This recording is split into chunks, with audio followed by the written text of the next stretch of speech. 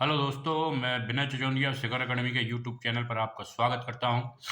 आज मित्रों हम लोग देखेंगे क्या नाम लिखित परीक्षा जो आपकी होनी है 60,244 सिपाही उत्तर प्रदेश की। उसमें क्या क्या आने वाला है इसके ऊपर चर्चा करेंगे। चैनल आपका मैथ जीके वाला शिखर अकेडमी, जिसने आपका ये चैनल सब्सक्राइब ना किया हो या ना जुड़ जाए, क्योंकि अब जब तक ये भर्ती रहेगी तब तक आपको नए नए और अच्छे वीडियो मिलते रहेंगे।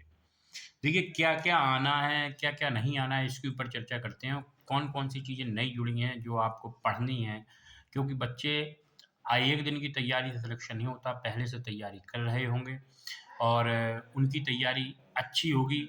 लेकिन कुछ चीज़ें जो जोड़ी गई हैं, उन पर हमें विशेष फ़ोकस करना है जो हमने नहीं पढ़ी है, जो आपके 1-2 नंबर या 4 नंबर का नुकसान करा सकती है। तो मित्रों सबसे पहले हम लोग आते हैं कि सामान्य ज्ञान। सामान्य ज्ञान में क्या-क्या आना है? तो देखिए सामान्य ज्ञान में सबसे पहले आपकी सामान्य विज्ञान। सामान्य विज्ञान क्या होती है? सामान्य विज्ञान जो विज्ञान से रिलेटेड प्रश्न होंगे, जीव विज्ञान से, भौतिक विज्ञान से और रसायन विज्ञान सामान्य से प्रश्न, साधारण से प्रश्न। जैसे पूछ लिया जाए कि गर्म ठंडे का एहसास हमें मस्तिष्क के किस भाग से होता है? ये बायोलॉजी से हो गया, फिजिक्स से पूछ लिया जाए कुछ, हैं? या केमिस्ट्री से कुछ किसी का पूछे नमक का रासायनिक सूत्र बताइए। और इसके बाद भारत का इतिहास। भारत का जो इतिहास है वो हमें पढ़ना है। भारत का इतिहास 3 भागों में है। एक तो प्राचीन, मध्य और मॉडर्न, यानी कि जो आपका नया। तो इसके बाद संविधान, भारतीय संविधान, इसके बाद भारतीय अर्थव्यवस्था, संस्कृति। संस्कृति में आपके कई चीज़ें आ जाएँगी। संस्कृति में लोक नृत्य आ जाएँगे राज्यों के और लोकगीत आ जाएँगे आपके, बहुत सी चीज़ें। भारतीय कृषि, कब कौन-सी कृषि कैसे होती है। वाणिज्य एवं व्यापार, ये भी आपको पढ़ना है कि वाणिज्य और व्यापार क्या अंतर है और इनकी परिभाषाएँ और इनके विषय में भी जानकारी होगी। जनसंख्या, पर्यावरण एवं नगरीकरण, ये टॉपिक जो हैं सामान्यतः सभी बच्चे तैयार करते हुए चले आ रहे होंगे।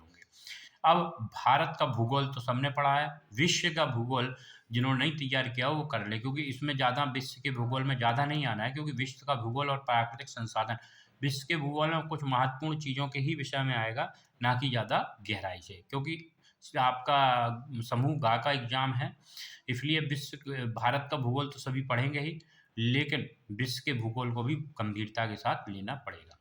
उत्तर प्रदेश शिक्षा में संस्कृति और सामाजिक प्रथाओं के संबंध में विशिष्ट जानकारी, कि उत्तर प्रदेश की जो शिक्षा दी जा रही है उसमें संस्कृति और सामाजिक प्रथाओं के संबंध में कौन-कौन से टॉपिक जोड़े गए हैं या कौन-कौन सी जानकारी दी जाती है, इसके ऊपर भी हम लोगों को थोड़ी जानकारी लेनी पड़ेगी। 1-2 प्रश्न बन सकते हैं।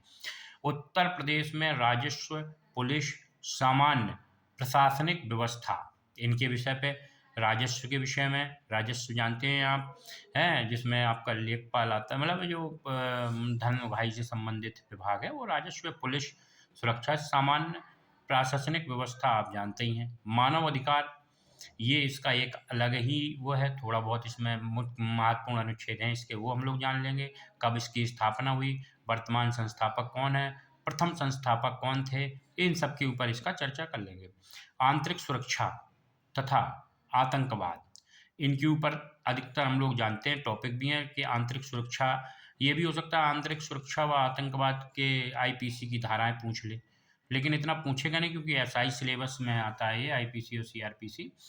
तो आंतरिक सुरक्षा एवं आतंकवाद, भारत और उनके पड़ोसी देशों के बीच संबंध, संबंध कौन-कौन सी संधियाँ हैं, या पूछ सकता है इनके बीच कौन-कौन सी रेखाएँ भूगोल के अंतर्गत आ जाए, अंतर्राष्ट्रीय रेखाएँ। राष्ट्रीय व अंतर्राष्ट्रीय महत्व के समसामयिक विषय, और मतलब समसामयिक वर्तमान में राष्ट्रीय व अंतर्राष्ट्रीय में क्या गतिविधियाँ चल रही हैं हमारे देश से दूसरे देशों से। राष्ट्रीय तथा अंतर्राष्ट्रीय संगठन कौन-कौन से हैं? विमुद्रीकरण तथा उसका प्रभाव क्या है? साइबर क्राइम जो वर्तमान में बहुत ज्वलनशील मुद्रा है। वस्तु एवं सेवा कर, पुरस्कार, सम्मान, देश, राजधानी, मुद्राएँ, महत्वपूर्ण दिवस, अनुसंधान संसाधन एवं खोज, पुस्तक व उनके लेखक, सोशल मीडिया, कम्युनिकेशन। ये सब चीज़ें क्या हैं, हम लोगों की लगभग-लगभग तैयार हैं। देखिए मैंने इसको क्यों लिखा? इसको मैंने विस्तार से लिखा, एक-एक चीज़ इसको पढ़ के सुनाई, क्योंकि इसमें कुछ है नहीं। हम लोग बिरले ही मतलब हम लोग व्यर्थ ही भयभीत हो रहे थे कि इतना बड़ा सिलेबस, कुछ नहीं है, ये सब पढ़ चुके हैं हम लोग। अगर इसको एक बार गौर से देखा जाए तो इस सिलेबस में ऐसा कुछ नहीं है, कुछ 2-4 पॉइंट छोड़ के, जो हमने ना पढ़ा हो, जो तैयारी करने वाले लड़के हैं उनके लिए, और जो बिल्कुल ही गधा है उनके लिए कुछ नहीं है। अब आ जाइए हम लोग, देखिए मैंने ये बहुत लंबा था इसलिए इसको लिखा था, उसके बाद फिर मैंने टाइप करवा लिया। सामान्य हिंदी के ऊपर चर्चा करते हैं। सामान्य हिंदी में भी ज़्यादा कुछ नहीं है। हिंदी तो और अन्य भारतीय भाषाएं, हिंदी और अन्य भारतीय भाषाएं, मतलब ये पूछ लेगा कि हिंदी का उद्भव कौन सा कब हुआ, हिंदी भाषा के अंतर्गत कौन कौन सी बोलियां आती हैं, भारत में कितनी भाषाएं बोली जाती हैं, ठीक है। हिंदी व्याकरण का मौलिक ज्ञान भी आपको कौन कौन सी चीज़ें होनी चाहिए इसमें, हिंदी वर्णमाला, तद्भव तत्सम पर्यायवाची विलोम, अनेकार्थ वाक्यांश के स्थान पर शब्द समरूपी, भिन्नार्थ शब्द, अशुद्ध वाक्यों को शुद्ध करना, लिंग वचन कारक सर्वनाम विशेषण क्रिया काल वाच अव्यय उपसर्ग प्रत्यय संधि समास विराम चिन्ह मुहावरे लोकोक्तियां रस छंद अलंकार आदि। मतलब ये कोई वैसा नहीं है कि आप ना कर पाओ, लेकिन ये है थोड़ा आपको रिवीजन इसमें मानना पड़ेगा। अपठित बोध, मतलब ये कुछ आपसे एक पद्यांश दे देगा या गद्यांश दे देगा, उससे प्रश्न पूछेगा। प्रसिद्ध कवि लेखक व उनकी प्रसिद्ध रचनाएं, मतलब प्रसिद्ध कवि लेखक और उनकी रचनाओं के ऊपर भी पूछेगा। हिंदी भाषा में पुरस्कार, ये भी पूछ लो। हिंदी से जो एक दो टॉपिक और हैं विधिक, मतलब जो कुछ बचेगा वो सब पूछ सकता है हिंदी में।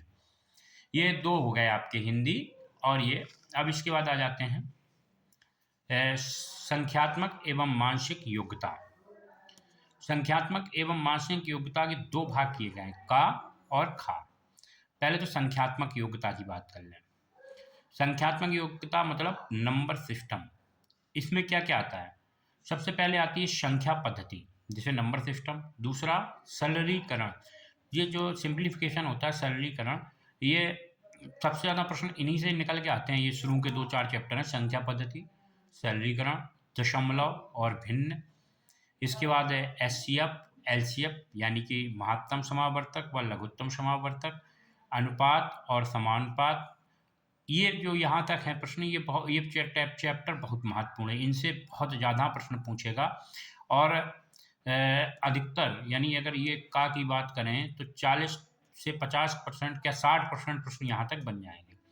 प्रतिशतता, profit loss, discount, simple interest यानी प्रतिशतता, लाभ हानि, छूट और साधारण ब्याज, चक्रवृद्धि ब्याज, भागीदारी, औसत, समय और कार्य, समय और दूरी, सारणी और ग्राफ का प्रयोग, मेंसुरेशन, मतलब आकृतियां, जैसे गोला पूछ ले, गोले का क्षेत्रफल क्या होता है, 4/3 पाई आर क्यूब, या पूछ ले आपसे वृत्त का क्षेत्रफल पाई आर स्क्वायर, गोले का सॉरी आयतन होता है, मैं क्षेत्रफल भूल गया। अब देखिए जैसे पूछ ले आपसे क्या नाम, शंकु का आयतन बताओ, है, या कुछ सवाल दे दे, तो ये सूत्र भी आपके दिमाग में होने चाहिए। वैसे मेरे हिसाब से 2D आकृति ही पूछनी चाहिए, लेकिन फिर भी तैयारी पूरी रखो अपनी।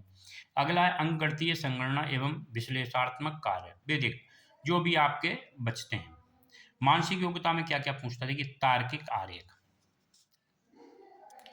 निशान के आधार पर पूछ लेता है कि इसका मतलब अगर प्लस है तो इसका इस टाइप के है। संकेत संबंधी विश्लेषण, प्रत्यक्ष ज्ञान बोध, शब्द रचना परीक्षण, अक्षर और संख्या श्रृंखला, शब्द और वर्णमाला में आंशिक समरूपता है, व्यवहारिक ज्ञान परीक्षण, दिशा ज्ञान परीक्षण, आंकड़ों का तार्किक विश्लेषण, अंतर्निहित भावों का विनिश्चय करना, प्रभावी तर्क। ये दूसरा टॉपिक है, इस पे भी हम लोग चर्चा कर लेंगे। बिल्कुल सरल है, एक एक पॉइंट पर शब्द रचना से लेके यहाँ तक अंतर्निहित भावों का विनिश्चय करना, इनके ऊपर भी हम लोग चर्चा कर लेंगे। कोई वैसे कठिन टॉपिक नहीं है जो आपको दिक्कत दे। ये इसके 3 भाग हो गए। पहला भाग हम लोग ने सामान्य ज्ञान देख लिया, दूसरा देख लिया सामान्य हिंदी, और तीसरा हम लोग ने देख लिया संख्यात्मक एवं मानसिक योग्यता। जो चौथा इसका सिलेबस का भाग आता है वो है आपका मानसिक अभिरुचि। मानसिक अभिरुचि क्या है, इसको हम लोग मेंटल एटीट्यूड यानी कि रीजनिंग भी कह लेते हैं सरल भाषा में। इसमें क्या रहता है कि 3 प्रकार के भागों में इसको बाँटा जाता है। 3 प्रकार के भागों में बाँटा जाता है। 3 प्रकार के कौन-कौन से भाग हैं देख लीजिए। पहला है मानसिक अभिरुचि, जिसको दूसरा है बुद्धिलब्धि और तीसरा तार्किक क्षमता। अब मानसिक अभिरुचि क्या है देख लेते हैं। देखिए, मानसिक अभिरुचि के अंतर्गत क्या होता है कि हम लोग निम्नलिखित के प्रति दृष्टिकोण, जनहित के प्रति क्या है हमारा, कानून एवं शांति व्यवस्था के प्रति क्या दृष्टिकोण है, सांप्रदायिक सद्भाव के प्रति क्या दृष्टिकोण है, अपराध नियंत्रण के प्रति क्या दृष्टिकोण है, विधि तथा शासन के प्रति क्या दृष्टिकोण है, अनुकूलन की क्षमता के प्रति क्या दृष्टिकोण है। और ये हमसे और पूछेगा पुलिस प्रणाली के प्रति या व्यवस्था या कानून व्यवस्था के प्रति क्या दृष्टिकोण है, मानसिक दृढ़ता के प्रति क्या दृष्टिकोण है। प्रश्न इस टाइप में दे देगा, जैसे कहेगा एक 8 साल के बालक से कोई अपराध हो जाता है तो क्या आप उसको थाने ले जाओगे या उसके अभिभावक के आने का इंतजार करोगे। तो ये प्रश्न आपको उलझा देगा। आपको इसमें अपनी मानसिक मतलब इसमें आपको अपनी मानसिक अभिरुचि बतानी कि आपकी सोच क्या है। बुद्धिलब्धि, बुद्धिलब्धि क्या होता है आपका, संबंध व आंशिक समानता परीक्षण। असमान को चिन्हित करना, नहीं होता कि इनमें से भिन्न कौन है। श्रृंखला पूरी करने का परीक्षण, संकेत लिपि कोडिंग डिकोडिंग जिसे हम कहते हैं, दिशा ज्ञान परीक्षण, रक्त संबंध, वर्णमाला पर आधारित प्रश्न, समय क्रम परीक्षण, बैन आरेख और चार्ट सदृश परीक्षण और गणितीय योग्यता परीक्षण क्रम में व्यवस्थित करना। ये सब रीजनिंग है जो हम लोग पढ़ते हैं। अगला है अपना तार्किक क्षमता, समरूपता। 2 चित्र बना के दे देगा कि इनमें बताओ कौन सी समरूपता है। समानता, भिन्नता, खाली स्थान को भरना, समस्याओं को सुलझाना, निर्णय, निर्णायक क्षमता, दृश्य स्मृति और विभेदन क्षमता, पर्यवेक्षण, संबंध, अंकगणितीय तर्क और वर्बल और नॉन वर्बल दोनों प्रकार की रीजनिंग आपको पढ़नी है। तो मित्रों, ये था सिलेबस और इस सिलेबस को आपको तैयार करना है। अब देखिए इसमें क्या है, इसमें आपको जो प्रश्न वगैरह मिलेंगे मैं उनके ऊपर भी चर्चा कर लेता हूँ। जो प्रश्न मिलेंगे वो आपको मिलेंगे, प्रश्न जो इसमें मिलेंगे हम लोगों को वो मिलेंगे 150। कितने प्रश्न मिलेंगे? 150। प्रत्येक प्रश्न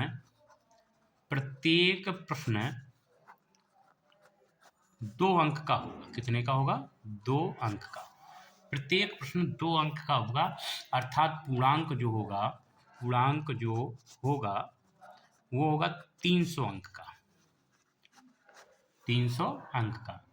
अब आप सोचो कि मैं 150 में 100 प्रश्न सही कर लूं और सिलेक्शन पा जाऊं। आपको 150 में मिनिमम 130 प्रश्न सही करने पड़ेंगे, तभी आपका सिलेक्शन होगा, ये मानकर चलिए।